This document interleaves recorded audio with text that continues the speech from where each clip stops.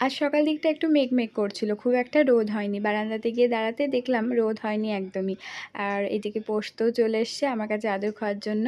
ও বারান্দাতে আসতে ভালোবাসে। আমি এলেই তারপরে আসে। আর তারপরে একটু গরম জল আর ১ কাপ গ্রিন টি দিয়ে সকালটা শুরু হয়। তারপরে আমি পুজো-টুজো করে ব্রেকফাস্টও সেরে নিয়েছি। একটা ডিমের অমলেট আর ব্রেড টোস্ট আর কলা দিয়ে। তারপরে ইঁচড় করেছিলাম আজকে, ওই জন্য ইঁচড়টা সেদ্ধ করতে বসালাম। আর সানিকে বানিয়ে দিয়েছিলাম স্মুদি কলা টলা দিয়ে, আপেল, কলা, খেজুর, ড্রাই ফ্রুটগুলো দিয়ে। ও খেতে ভালোবাসে। আর তারপরে আমি মশলাগুলো করে নিলাম। পেঁয়াজটা কেটে নিয়েছি, আদা রসুন পেস্ট করে নিয়েছি, ইঁচড়টা তো বসিয়ে দিয়েছি। আর আজকে একটু লাল শাক করব, সেই লাল শাকটাকেও কাটবো একটু পরে। তো আগে মশলাগুলো কষিয়ে নিই, তারপরে ইঁচড়টা বসিয়ে দিই, তারপরে লাল শাকটা কাটতে যাব। আর এদিকে ভাতটাও আমি বসিয়ে দিয়েছি, ততক্ষণে এঁচোড়টাও রেডি হয়ে গেছে। আর একটু মাছ আছে, সে মাছটা ভাজা করব ভাবছি। আর কালকের একটু ডাল আছে, তো মেনু তো মোটামুটি রেডি। তো চলো আমরা